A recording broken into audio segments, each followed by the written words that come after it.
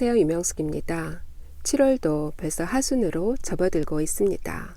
저는 5개 활동을 그다지 좋아하지 않았지만 코로나 이후 바깥 세상과 동떨어진 삶을 살다 보니까 시카고의 무더운 여름을 제대로 느끼지 못하고 살고 있습니다.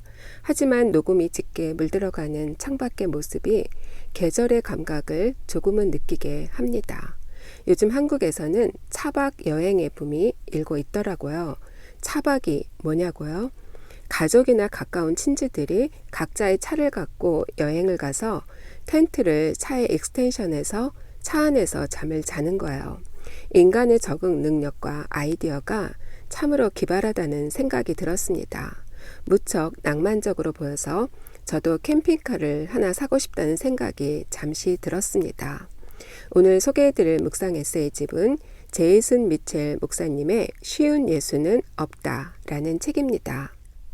예수를 따른다는 건 쉬운 삶이 아니라 힘들어도 좋은 삶을 선택하는 것이고, 진실로 예수를 믿는다면 일상의 삶이 바뀌지 않을 수 없다고 저자는 이야기하고 있습니다. 그리고 우리의 영혼을 살아 숨쉬게 하는 7가지 예수의 길을 소개해주고 있어요. 일상의 삶 속에서 우리가 선택하고 결단해야 할 것이 무엇인지를 구체적으로 설명해주고 있는 거죠. 내 전조등은 깨끗한가? 라는 제목의 글을 읽어보겠습니다. 예전에 우리 옆집에는 자동차 도색과 광택을 전문으로 하는 타일러라는 남자가 살았다. 하루는 그가 내 자동차를 고쳐주겠다기에 믿고 맡겼다. 그가 가장 공을 들인 부분은 바로 전조등이었다. 그때까지는 전혀 몰랐는데 내 차 전조등에 흐릿한 막이 형성되어 있어 불빛이 뿌옇게 나오고 있었다.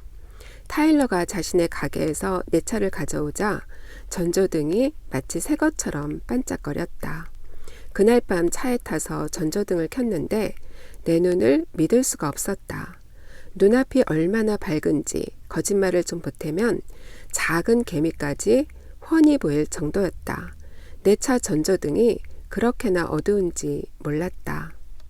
우리 눈은 부지불식간에 나빠질 수 있다. 시력이 점점 희미해지면 세상을 흐릿하게 보는데 익숙해진다. 돈과 재물이라는 우상에 눈이 멀면 세상을 왜곡된 시선으로 보게 된다. 자녀와 보내는 시간을 일에 방해되는 시간으로 보고 깨끗한 삶보다 깨끗한 차와 큰 집에 관심을 갖는다. 배우자보다 텔레비전 프로그램에 대해 더 많이 안다. 직장 동료들을 승진을 위해 밟고 올라가야 하는 희생양으로 여긴다.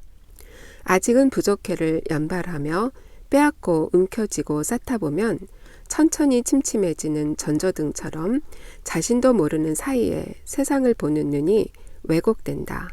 시선을 항상 하나님 나라에 둘 때 우리는 정결한 내면으로 하나님과 이웃을 섬기는 삶을 살 수 있다. 오늘 여러분들과 함께 나눌 묵상 제목은 하나님 없는 마음, 넘치는 죄의 목록입니다.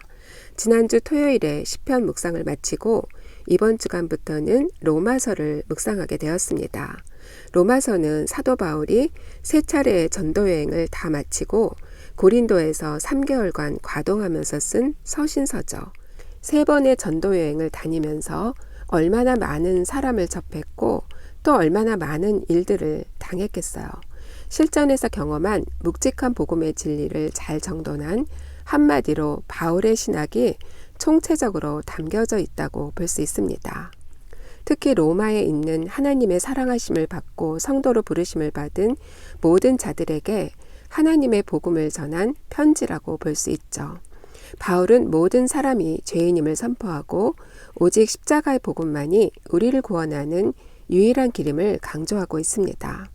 오늘 말씀에서는 불의한 사람들이 어떤 죄를 행하고 있는지, 하나님은 그들을 어떻게 대하시는지를 낱낱이 말씀하고 계십니다. 하나님의 영광을 가린 그들은 결국 그들의 욕심에 따라 순리대로 써야 할 것을 영리로 쓰고 마음에 하나님 두기를 싫어하고 상실한 마음을 따라 온갖 불의한 일을 행한다는 거예요. 결국엔 어떤 심판이 내려질지를 알면서도 자기뿐 아니라 다른 사람들까지도 불의를 행하게 하는 거죠. 하나님을 멀리한 죄의 파급 효과가 이렇게 커지는 겁니다. 로마서가 부담스럽게 여겨지는 가장 큰 이유가 이렇게 죄의 문제를 근본적으로 다루고 있기 때문이 아닌가 싶습니다.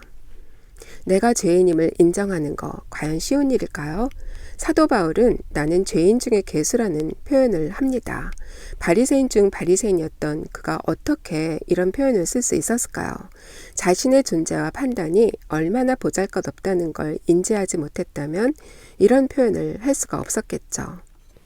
다메섹 도상에서 부활하신 예수님의 실체를 분명히 보았기 때문에 이러한 고백을 할 수 있었던 거예요. 존 스터트 목사님은 이렇게 말씀하시네요. 죄의 본질은 주님을 떠나는 것이고 선의 본질은 경건함과 순종이다 라고요.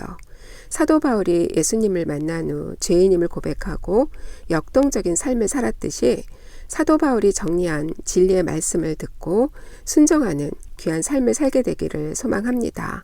여러분들 다음 시간까지 샬롬.